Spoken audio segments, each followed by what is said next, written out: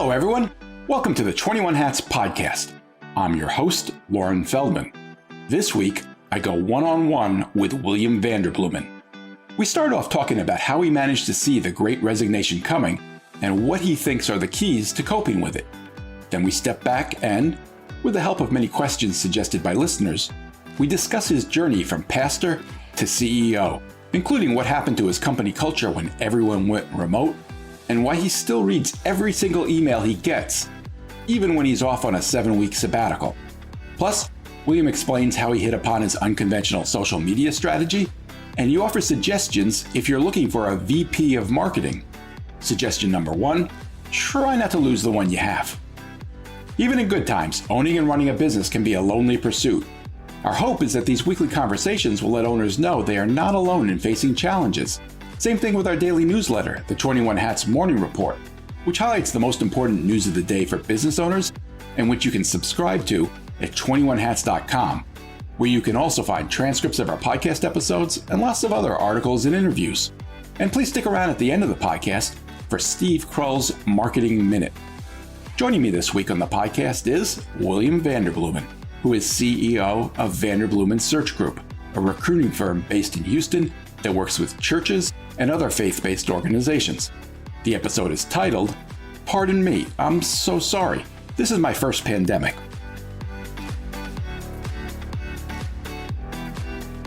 Welcome, William. This seemed like an especially good time to talk to you. I think it was in our last episode of 2020 that you predicted that 2021 would be a year of COVID churn, I think you called it.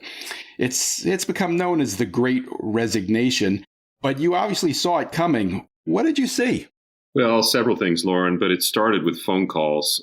For those listening that don't know, I own and run a boutique executive search firm. And invariably, every year, there's some cycles to our work. And one of the cycles is every year in January, we get a larger than normal volume of calls from really high capacity people calling confidentially to say, I might be thinking about making a change. And, I used to wonder why, but then I realized, first part of January is when the gym's crowded. Everybody's going to get in shape. Everybody's going to lose 10 pounds. Everybody's going to balance their checkbook and I guess take a dream job, right?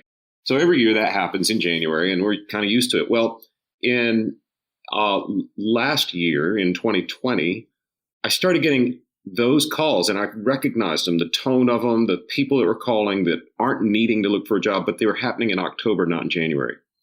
And I just started to wonder what is going on? This feels like a surge is coming.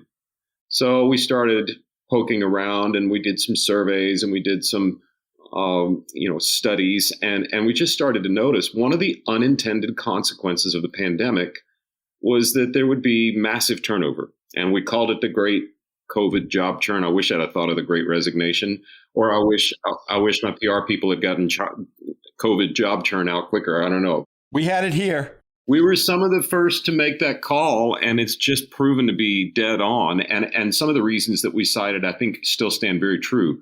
One is, we're creatures of habit. And I don't know if you've ever driven your car and you mean to go to the office, but you end up at the house or the other way around just because all too often. Yeah, you get in a rut and you just kind of do what you always do. And in our world, many of our top executives we place or top pastors we place have sabbaticals every 7 years. And when they take those sabbaticals, smart employers put some form of golden handcuffs on them to stay a year after their sabbatical. Because when people take a sabbatical, they get out of their rut and they start asking why questions. Why am I doing this job? Life's short. Why? And they come back and it's like, it's time to rethink career. Well, the pandemic was not a sabbatical. Most people that I know worked their tail off, but it was a break in pattern and it got us out of our rut. And I think it got a lot of people asking the, why do I want to keep doing this question? You had some involuntary turnover with jobs that just went away. You had people that were making more money taking federal aid than in their normal jobs. But I think two things were really pushing more than those external circumstances. That is, people started asking why, and then people started asking not just why do I do what I do, but where do I do what I do? And cities like Park City that are just now massively inflated with real estate because people are like, I can work from wherever I want to. And the acceleration of virtual work and the acceptance of virtual work just hit the gas.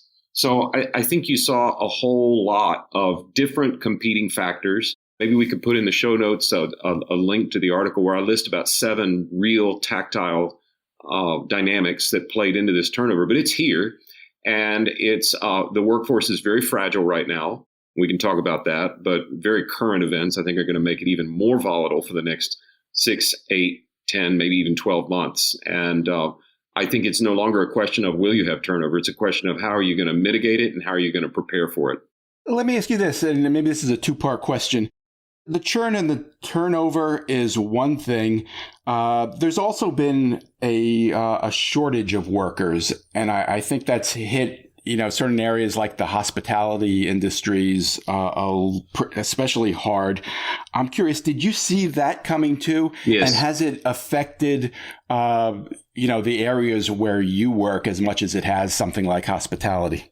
Yes, for the first question, no for the second. Yes, because one of my golf buddies is in the concert business, and he, nearly everyone, and it's a fairly large organization, and nearly every one of his employees were 1099s. Well, when arenas got shut down, he couldn't keep them, so he let them go. I mean, they weren't having concerts. Well, now he started to have concerts again. He's got to go rehire people, but those people have all found new jobs. I saw that a whole lot of people who were in very particular sectors were going to have a hard time backfilling the holes that were created by the pandemic. In our world, not so much. We do a lot of work. We work with faith-based organizations. We started by helping churches find their pastor, and that's still the backbone of our work. But what we see now is it's a different type of work, and it requires a different kind of person that can work in this hybrid environment of virtual and in person. And it's just led a lot of people to question, do I want to keep doing this? And they step away. And in our world, there was going to be a shortage anyway. And I think this is true across all sectors. But as the last wave or two of baby boomers retire, there just aren't enough people my age. I'm 51, but from like late 30s through mid 50s, there are just not enough people to fill the holes created by the boomers. And so you're left with hiring millennials, and maybe they're experienced enough and maybe they're not. So there's lots of reasons why it was going to be a year of turnover anyway, and a shortage of workers. But I think the pandemic's just added to that. And I don't know a sector other than maybe government employees that hasn't been affected. There are a lot of business owners I talk to who are kind of asking the question, where'd everybody go? There were enough employees before. What happened to them? It sounds like it hasn't really hit you and your industry, but do you have an answer to that question? I don't. I mean, I think it depends entirely. If it's our friend Jay, who's trying to do storefront stuff, it's one thing. If it's manufacturing, it's another thing. I think the creatures of habit is a pretty deep groove for humans. And a lot of people got used to not working. And federal benefits just ran out. So I guess the jury's still out. I read in my morning report today, we might be in for a rude awakening and that people might not come back to work. I think people get out of the habit. We were already dealing with this sort of gig economy where you could side hustle this and that. And I think a lot of people have just found little side hustles they can do here, there, and yon, and not have to take a job. Our 17-year-old has a job at a great grocery store here, H-E-B. It's a wonderful, wonderful grocery store, a well-run business. And he has figured out, he has an 11-year-old sister, and I will hire him as her Uber driver on the weekends. And he makes way more money doing that than he does going into his job. As a personal example of a very large dynamic that's happening, we surveyed a lot of our larger clients, and we found, and I've seen in the morning report many times articles that's similar to this, we found that a lot of their employees that were working from home during the pandemic now have 2 full-time jobs and just aren't telling anybody. So, there's just a lot of stuff that's gotten overturned that it's going to take a while to sort out. I don't know where everybody's gone. And I think it's largely dependent on the industry, you know. Do you have any examples of employers who are coping well with all of this? Anybody who's come up with a fresh approach, a new idea that maybe we could all learn from? Well, I think that the employers that I've seen who are showing honesty and candor about how bad it is are the ones that I see doing the best. And, you know, we host a culture conference on workplace culture. It's totally free. You can download it for free. I think it's cultureconference.org. You know, we had all these experts, Pat Lancioni. I mean, you'd know the names that spoke for us. And I got to speak because we own the conference. So it's like little TED Talks. And I just said, hey, guys, you know, we wrote a book on culture. We've won all these awards on culture. Let me tell you something. If you think your culture is bad, it's not as bad as mine. What do you mean it wasn't as bad as yours? Well, we had turnover during the year. We hired a lot of people. We restructured at the beginning of the pandemic. We said we have to shrink our overhead by 40% if we're going to make through a year and a half of this. So when we came back to work, half of us had literally never seen each other in person, literally, as we restaffed as the year went on. People are in, but they're not in, and then maybe they're exposed to somebody, so they're out for however long they have to be out until they get a rapid test. So it's just quiet. We don't know each other. We went through a very intentional effort at diversifying our staff, you know, racial, ethnic diversity, which has really been good. I mean, if you look at our Christmas card this year versus 5 years ago, you say, wow, they've overhauled the place. That's great. What I didn't realize, all the push for diversity that everyone is rightly pursuing right now, it's great. When we were 5 years ago bringing on new people, it was almost always a friend of an employee that was coming to work for us. Well, my girlfriend wants to apply for that job, but hey, my buddy wants to apply for that job. So it was all people who knew each other and had relational equity. Maybe they went to church together. Maybe they're on the same softball team. Now we have people who are very diverse, which is awesome, but they have incredibly diverse backgrounds and very little relational equity, and they haven't worked together all year, and they don't even know each other. And culture is built on relational equity. So when I say the conference, our culture is terrible, it's not, we don't have a bad place to work. People wouldn't say it's a toxic place to be, or they're mistreated, or it's not authentic. It's just lacking relational equity. And I was afraid that when I said this at the conference, it was just going to demoralize my team, many of whom are brand new. But in quite the contrary, they came to me and said, "Thanks for saying that. We're going to work on this." So I don't want to, you know, lionize myself in that, but I have begun to pay attention. And the employers who are willing to say, "Hey, I know it's a tired word now, but this really is unprecedented, and I'm figuring it out."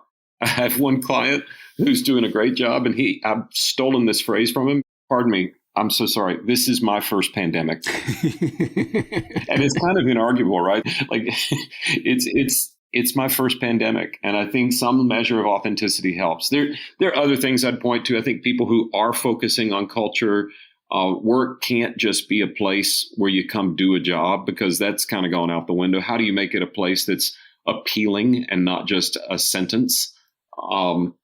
You know, depending on the sector, some flexibility. Although I continue to be an old curmudgeon and just believe that we were meant to be together, and we have better productivity when we work together.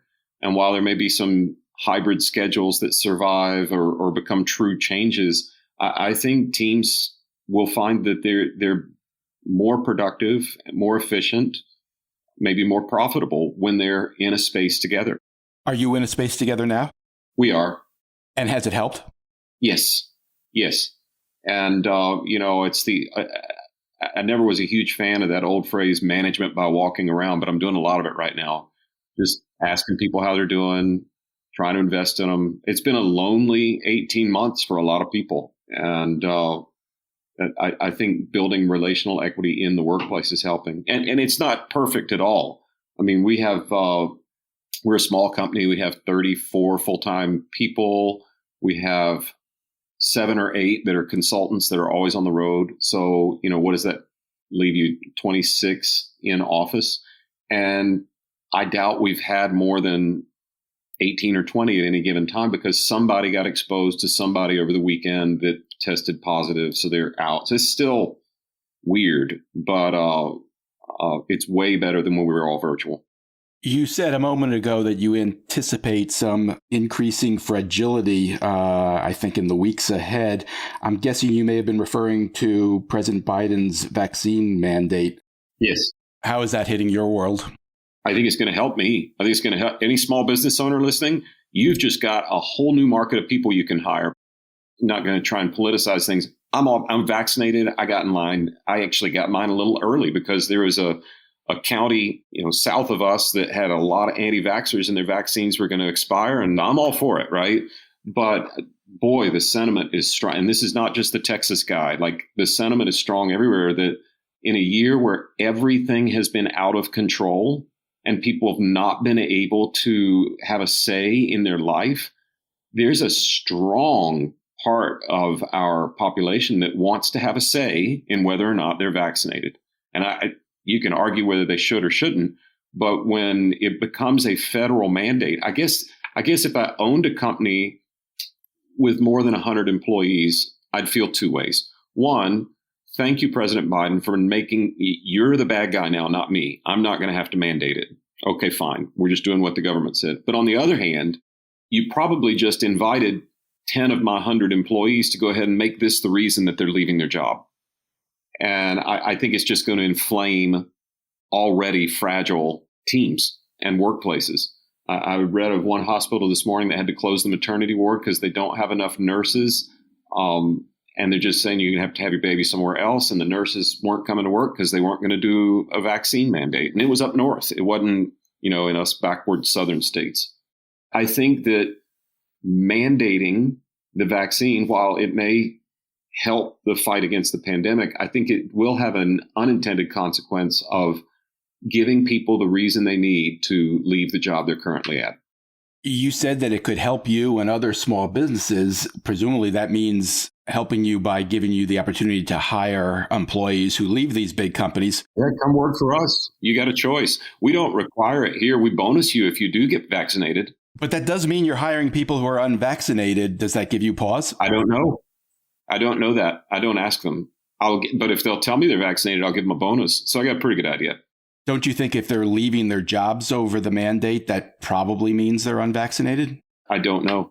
I just think small business owners who are looking for workers saying, where did everybody go, will now have some percentage of people who work at large businesses who are going to leave over the mandate. I mean, I've got a friend who would leave over the mandate and he is vaccinated. He just doesn't think that's a place for the government to step in, But it doesn't make sense to leave an employer over a government mandate. That's like what you referred to before, right? I could be wrong. I have a religion degree. I'm not from Wharton, but my gut is telling me that irrespective of what you think about the president's mandate, and I'm not taking a side on that, I just think an unintended consequence is going to be there's some people at larger companies who don't want to be told what to do and will leave. And they will go to companies that don't have a mandate. And that by default will be small business owners. All right. We're going to take a quick break to hear from our sponsor, Work Better Now. And then we'll take a step back and talk a little bit about how you started and built Vanderbloemen Search Group. Okay, I'm here with Rob Levin, who is co-founder of Work Better Now, which provides business owners with virtual assistants. How's it work, Rob? You know as well as anybody, Lauren, that the pace of change in business has never been faster. Today's business owner has more to do than ever. And if you don't focus on important stuff like business development and your next product and service and customer experience and your team, it's impossible to keep up, much less to grow your business. An assistant can do the one thing that everybody thought was impossible to do, which is to give you more time in your day by taking all of the administrative tasks off of your plate. How much does it cost? It's $1,750 for a full-time dedicated assistant. And fellow listeners of the 21 Hats podcast can save $150 for the first 3 months by mentioning the word Lauren. All right. To learn more, workbetternow.com. That's it, workbetternow.com. And we're back. A lot of these questions, by the way, most of them came from listeners who are eager to hear more about how you built your business. And I love this question. What did you find is the biggest difference between being pastor of a church and CEO of a company? What surprised you most? Well, I think my own ignorance surprised me on a number of fronts. As a pastor of a very good church in a large mainline denomination, I didn't realize I was living in a mindset of kind of a union worker. I had amazing job security. It's very hard to fire a pastor. I had a pension plan. I didn't ever really think about our P&L. I had to go raise money, but we did a good job of that. I didn't ever in my time in ministry, and I was in one of the best Presbyterian churches in the country, I didn't ever sit in a meeting and think, how much is this meeting costing to run right now based on salaries around the table, right? I had never thought through that. When you start something, and this isn't the answer to CEO, this is answer to founder. But when you start something as you're doing now, you realize like every minute I'm spending is a minute that could be spent earning. And every cost I have could be, is it worth it or not? I'd never thought through that lens. And frankly, I think I'm healthier now than I was before because I just kind of took a lot of things for granted and was ignorant because I went straight from undergrad to Princeton for seminary and straight into ministry and just always had a job and always had good benefits and always had a pension. And what do you mean by healthier? I have a healthier self-awareness of how hard it is to make a living, of how hard it is to make something profitable. I think I would look at my old self and say, he's pretty entitled.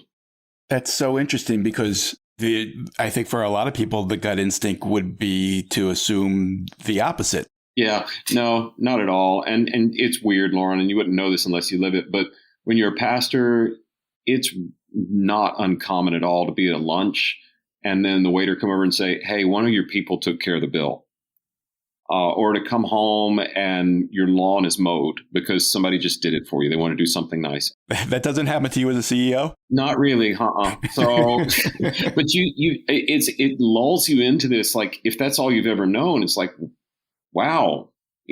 and even down to the tax breaks that are there. If you go into ministry to have a financially flush life, then you're either stupid or criminal. So you're not going to like make a ton of money, but boy, you can get lulled into a false sense of entitlement pretty fast. Would you say that being a pastor was good preparation for being a CEO? For being CEO of this company, absolutely. I have sold things my whole life, Lauren, from paper routes to, I've just sold everything. And this is the most nuanced sale I've ever been a part of. Every single congregation is different. They might have a different denominational affiliation. I have such an appreciation for what it takes to run for president of this country. As I travel around and realize Seattle is so different than Yakima, Washington, is so different than Detroit, is so different. And when we try and sell to different parts of the country and denominations and theological backgrounds, and you're dealing with institutions that are not functioning rationally. They're making their decisions based on belief and faith and not just bottom line. It's incredibly nuanced. And had I not done this job and sat in the chair of pastor, I don't think I'd have the foggiest idea how to empathize or build something that addresses pain points or even sell it. You mentioned sales. Could you compare the sales aspects of being a pastor with the sales aspects of being a CEO? Oh, totally. Absolutely. In pastoring, and we're going way far down a rabbit hole you didn't intend, but in pastoring, you're either in sales or quality control. So what I mean, there's some people who, as a pastor, are drawn toward trying to grow their church or get more people interested in the faith, or as I used to say, I would love to be the guy who overpopulates heaven. That would be great. So I was in sales. It was just, I don't know, what do you want to call it? Eternal fire insurance. So versus the guy who's like, I want to take the people who are here and make them into the highest quality believer or disciple or adherent or whatever word you want to use. I was much more in sales, always. That part was not a hard transfer. A lot of CEOs, including some on this podcast, struggle with making the tough, unpopular decisions, having to fire someone, having to lay people off. Was that hard for you coming from the faith-based world? Yeah, I hate it. I can't stand firing somebody or making the hard call. It's probably a dysfunction of mine. I really like pleasing people, and which is not a great quality. Well, nobody likes doing it. I've met some people who do, and they need Really? therapy. I mean, my goodness. But it was certainly a lesson. And, I was in a larger church. We had I think our total payroll was about 300 employees. So it's a pretty good sized group. So it does get way more business than the normal sized church or synagogue of 100 people or something like that. So I had a little bit more exposure to the business side of things than a typical pastor would. But, we deal with this all the time with our clients where it's like, man, I don't want to fire him. Can we find something else from new? Jesus wouldn't fire anybody, would he? And I'm like, well, he did. So he fired a fig tree and cursed it for not producing. But it was a tougher transition, but maybe not as tough as some people who leave ministry and then go straight into corporate world.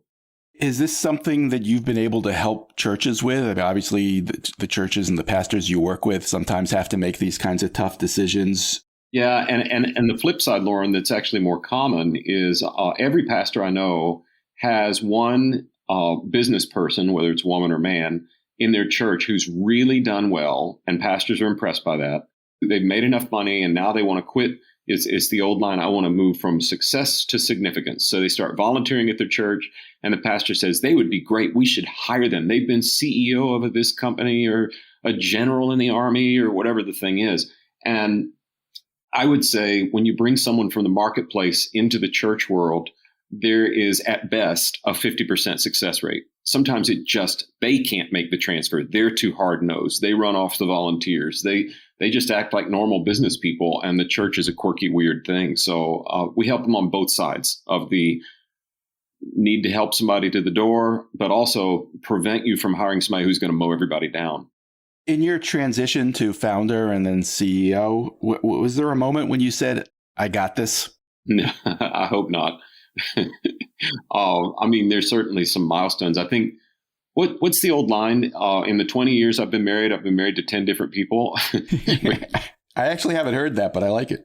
Well, I feel that way as the founder and owner of this company. I think I've launched 6 or 7 different versions of this company as we've gone through. We'll get to a place where it's like, oh, now we've gotten here, but then we have to pivot and make an adjustment, and we've got it again. Boy, if 2020 didn't cause people who thought they had it to second guess, that's you are a rare individual. I mean, I'm all for confidence if you can back it up, but I hope I don't ever say I've got it, Lauren. And I have a lifelong battle with pride, and whether it's the Hebrew scriptures or the Bible that you're reading, you'll find pretty quickly that the God described in those two traditions is staunchly opposed to the proud. And so I find myself at odds all the time with my faith. I think I've told you my favorite Ted Turner quote.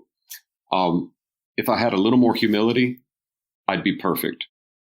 I hope I don't ever say I got it. We do get to a place where you go, oh, isn't it nice that the place can run itself now? But there is a meaning to that I think does contain some humility. I mean, it's a level of comfort. It's a sense that you now kind of know what you're doing, not that you're perfect.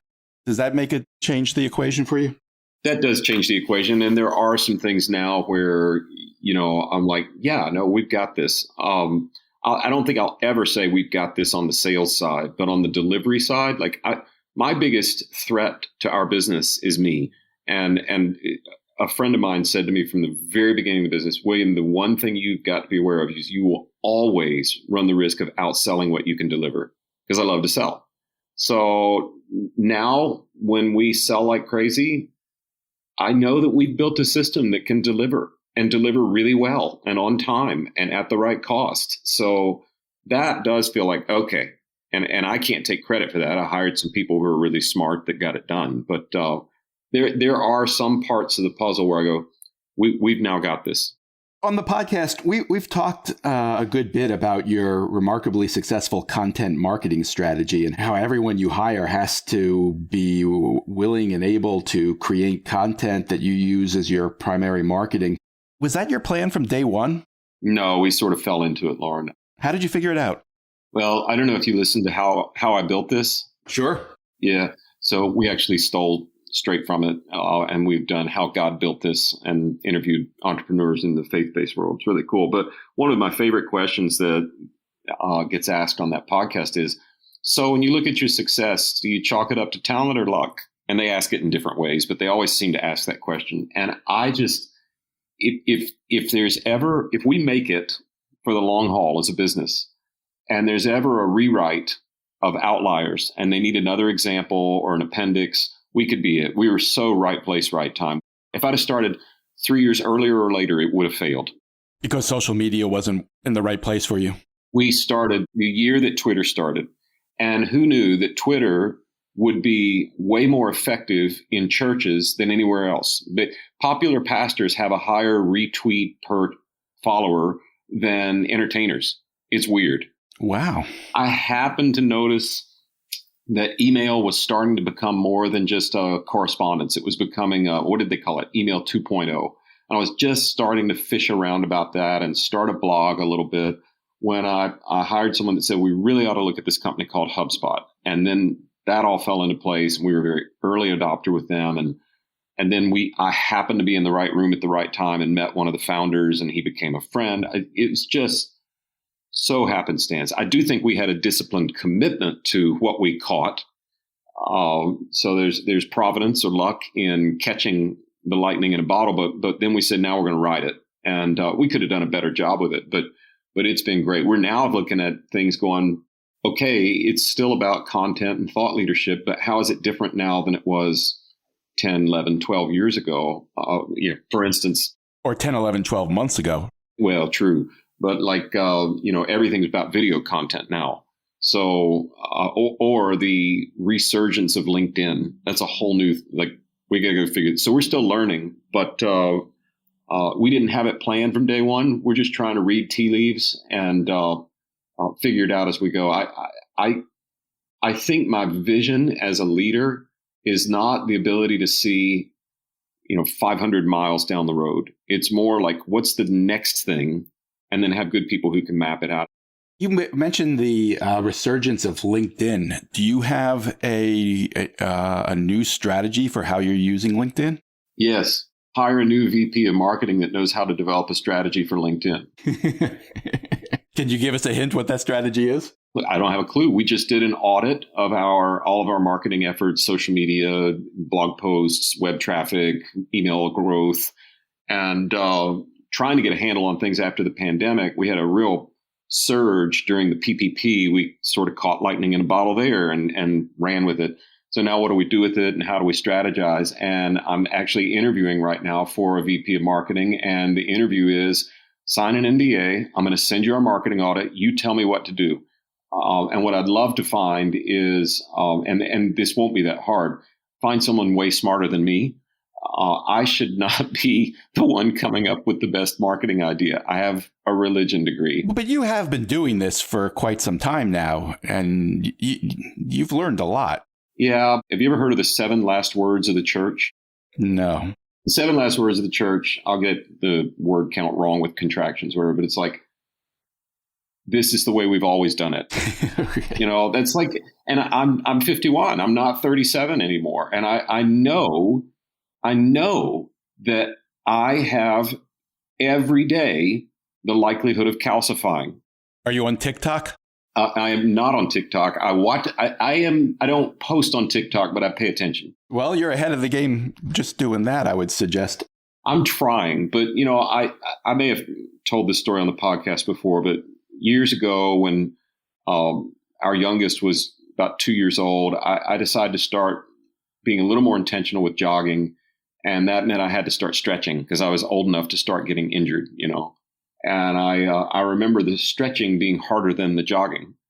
And I came home one day to do my stretching, and the 2-year-old walked in the room, and there I am just dying trying to touch my toes. And she looked at me, and she came and sat down beside me, and she tied herself into a human pretzel, which only 2-year-olds can do. And then she stood back up and laughed out loud at me and left the room. I just thought, William, every day you're alive, you get less flexible. Man, as they say in the South, that dog will hunt.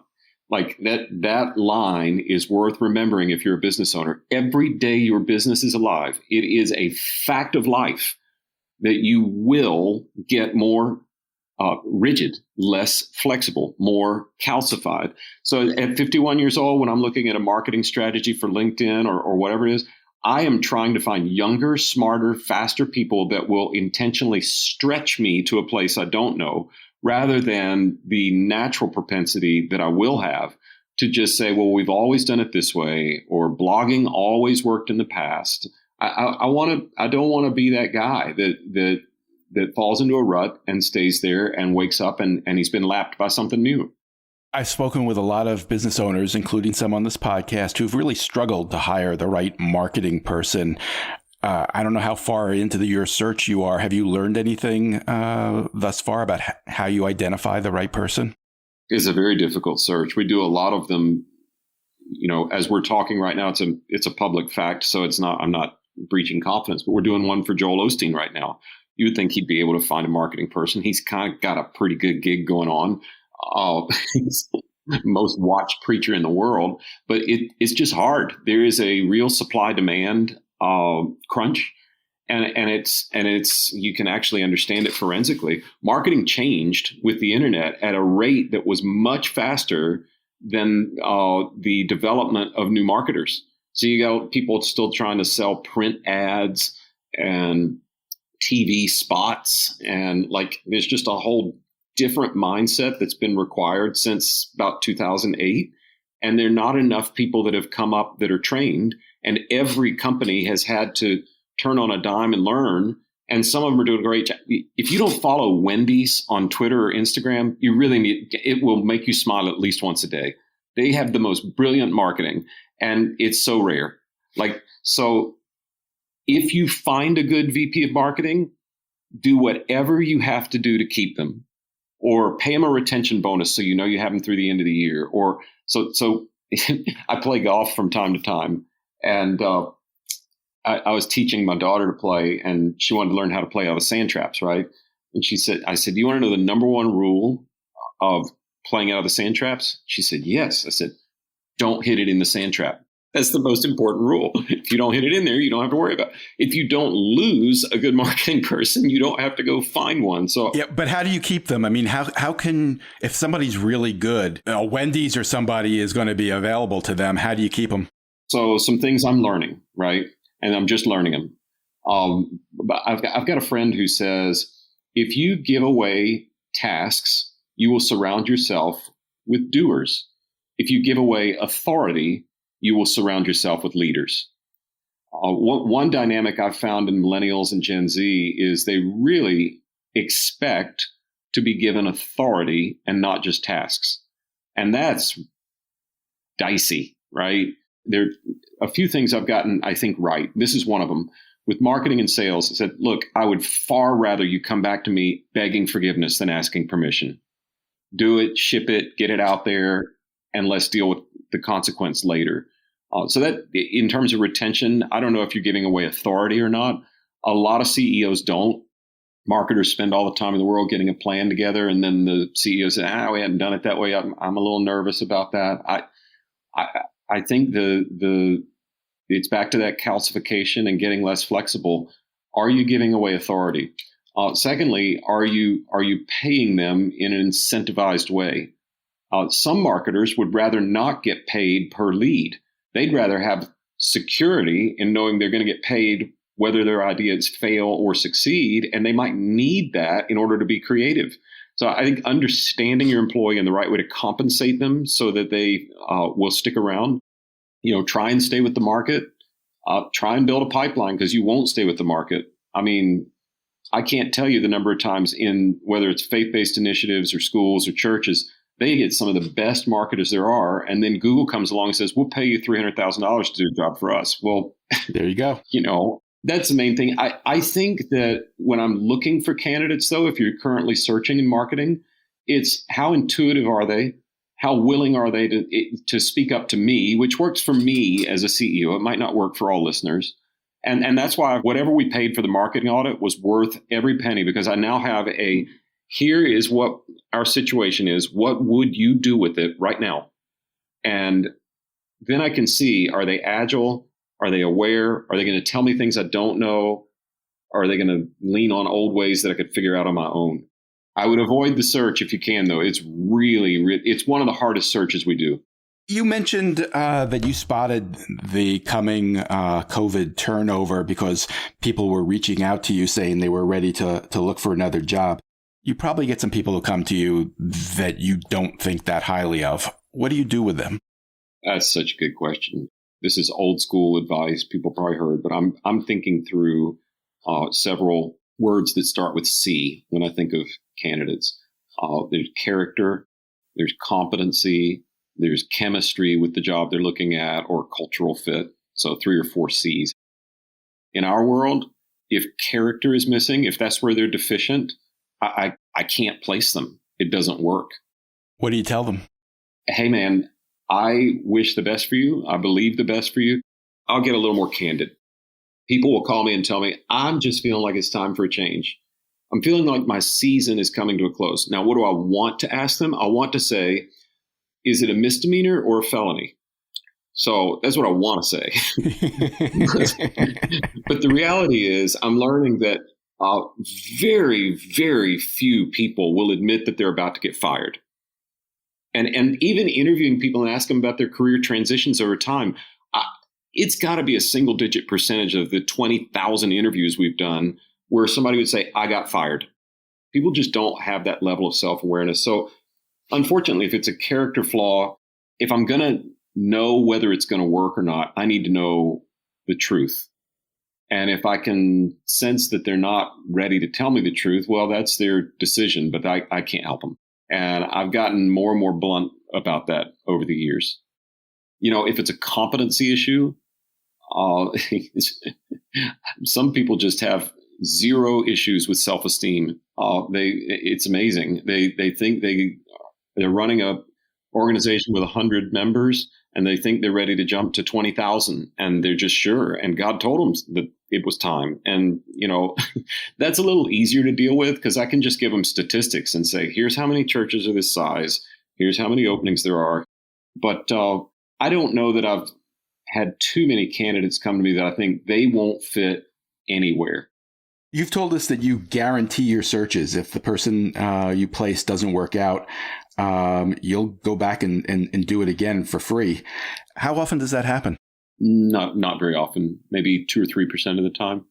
And sometimes it's they got fired. Other times it's they made the geographic move and they didn't realize it was going to be so weird in Macon, Georgia, or Seattle, Washington, or pick a place.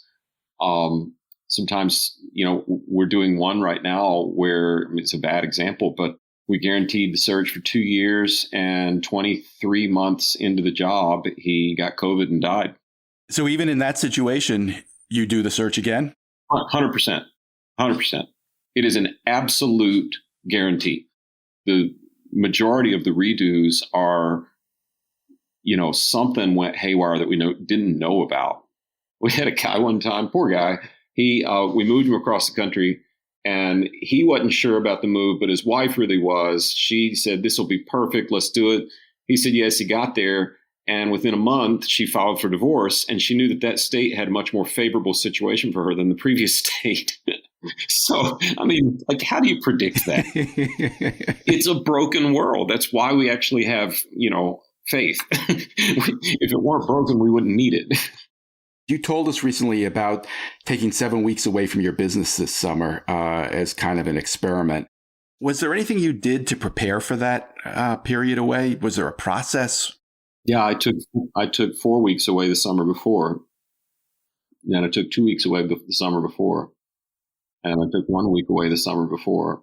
And I learned some things. I learned that if I want our firm to maintain and continue on the path, like if I got hit by the proverbial bus and Adrienne sat and owned it, she could take passive income as an owner. That's your wife and co-founder?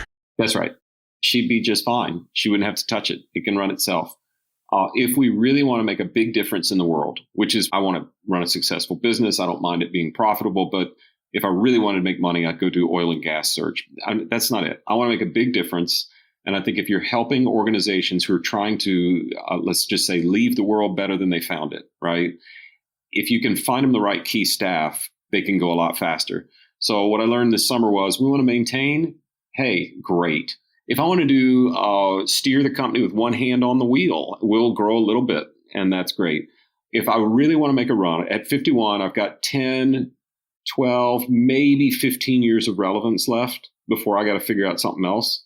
And if I really want to make a difference, then I now know the places I need to put my energy. Who handled your emails? Who responded? Or let's qualify things a little bit.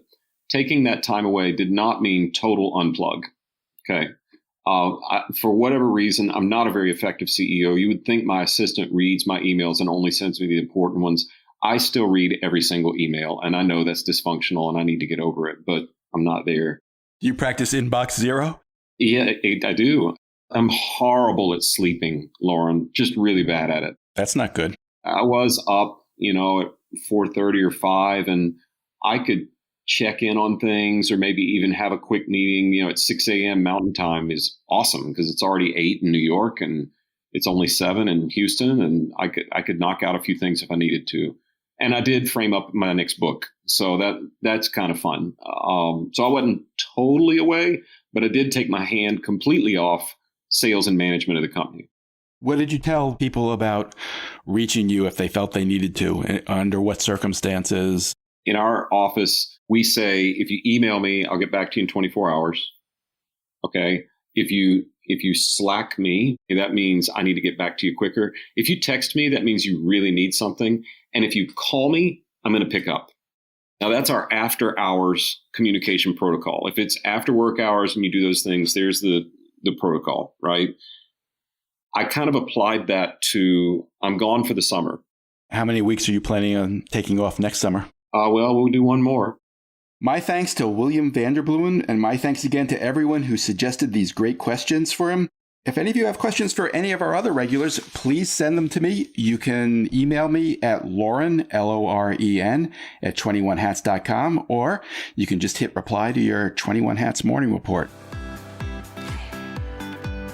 And here it is, your Marketing Minute with Steve Krull of Be Found Online. Here's today's question, Steve. How do you feel about buying leads? I used to do it for a living. It's a long time ago. It's part of my last in-house job, Lauren. So I know what it means to buy leads and to try and move those and try and make money from them. The key, though, is not to buy leads. It's really to buy help. So if you need to generate pipeline or opportunity, see if you can find somebody who's going to complement your sales pipeline and complement your sales team versus buying leads. Yes, there are tools you can publish content and they can help you generate leads. You're buying those in bulk. Those leads can be really, really hard to convert. Now, some of the other folks out there who do this for a living, they'll tell you their leads are really easy to convert because they're looking at your audience and they're using your content. My experience tells me that you're better off complementing your sales team with somebody who's a little closer to your sales team and maybe as a sales acceleration tool or a complement to your sales team in driving those leads. So I'm no longer a fan of buying, I'm a fan of generating. If you want more details, look for Steve's Marketing Minute blog post at 21hats.com. Wait, don't leave yet. If you have a question or a comment that you'd like the 21 Hats owners to address, send it to me by replying to your morning report or by email at Loren@21hats.com. That's Loren @21hats.com. Do it now before you forget. And don't be afraid to tell Jay what you really think. He can take it. And if you got something out of this conversation, help us reach more business owners. Tell a friend. Subscribe and review us wherever you get your podcasts. Follow us on Twitter. Subscribe to The Morning Report at 21hats.com. This episode was produced by Jess Thuberon, founder of Blank Word Productions. Okay, now you can leave. Thanks for listening, everyone.